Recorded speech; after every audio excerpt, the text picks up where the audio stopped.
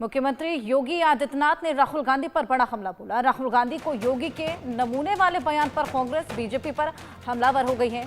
और हमारे सहयोगी मनोहर केसरी ने प्रयागराज से कांग्रेस सांसद उज्ज्वल रमण सिंह से बातचीत की है। आइए आपको सुनवाएं।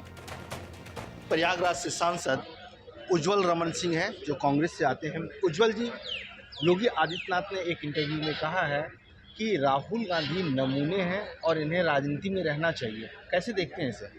देखिए, मैं ऐसे ओछे बयानों की, ये भारतीय जनता पार्टी का चाल चरित्र और चेहरा है।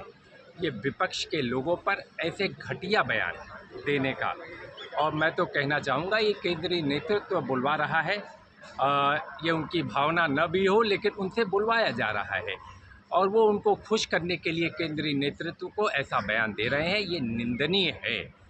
जिस पर देश के करोड़ों लाखों लोगों की आस्था टिकी हो, उस पर ऐसा ऊंचा बयान देना, मैं तो कहूँगा कि भारतीय जनता पार्टी को ये दिखलाई देता है कि आने वाले दिनों में ये उनकी हताशा है, ये उनकी निराशा है।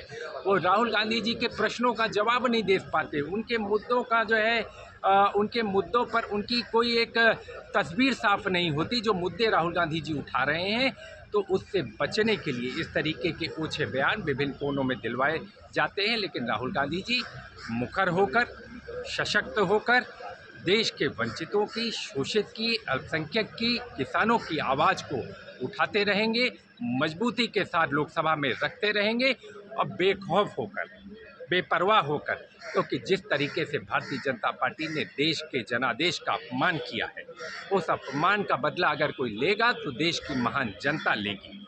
इसलिए मैं कहना चाहूँगा, ओछे बयानों से, गिरे हुए बयानों से राजनीति की चर्चा को हम आगे बढ़ा नहीं सकते। ऐसे गिरे हुए बयान देना भारतीय जनता पार्टी के लोगों की आदत सी बन गई है। इसके अलावा योगी आदित्यनाथ ने ये भी कहा है कि हम उत्तर प्रदेश में 52 धर्मस्थल को तो खोज लिए हैं और बाकी इसी तरह खोजेंगे ताकि ज़्यादा से ज़्यादा टूरिस्ट आ सके, ज़्यादा से ज़्यादा विकास कर सकें। कैसे देखते हैं इसे? देखिए, मैं तो ऐसे देखता हूँ कि उनको अपनी कामयाबी, उनको जो सरकार में रहे 8 साल, उसको बतलाने को, दिखलाने को कुछ है नहीं। आज आप ग्रामीण क्षेत्र में उत्तर प्रदेश में चले जाएं, मैं प्रयागराज से आता हूं, पीने के पानी को टैंकरों से सप्लाई किया जाता है। मैंने लोकसभा में उठाया, सिंचाई की एक भी लिफ्ट कैनाल हमारे प्रयागराज में नई जो है लगाई गई। ऐसे पूरे प्रदेश का हाल है।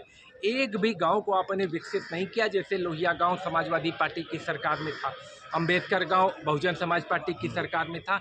ग्रामीण क्षेत्र का तो इन्होंने बुरा हाल कर दिया। आज गांव का जो है उत्तर प्रदेश ही नहीं, देश के लोग दर दर की ठोकरें खा रहे हैं नौकरी के लिए। युवा परेशान है, महंगाई से लोग परेशान हैं, गिरती हुई, लड़खड़ाती हुई अर्थव्यवस्था से लोग परेशान हैं, गिरते हुए स्टॉक मार्केट से लोग परेशान हैं। तो उस पर तो चर्चा नहीं होती, उस पर तो बात नहीं होती। वास्तविक मुद्दों से ध्यान भटकाने का ये नाकामयाब प्रयास उत्तर प्रदेश की सरकार का है। मैं तो कहना चाहूँगा, आप पुराने इतिहास के पन्ने, पुरानी कब्रों को उखाड़ कर क्या देखेंगे? आप नया इतिहास लिखने का प्रयास करिए। चित्तौड़गढ़ में सीएम भजनलाल शर्मा ने वीरों और योद्धाओं को नमन किया। उन्होंने कहा कि जौहर मेला उन वीर वीरांगनाओं को श्रद्धांजलि देने का अवसर है जिन्होंने मातृभूमि और सनातन धर्म की रक्षा के लिए अपने प्राण न्यौछावर कर दिए। उन्होंने कहा कि मेवाड़ के गौरवशाली इतिहास से प्रेरणा लेकर देश हित में काम करते रहना चाहिए।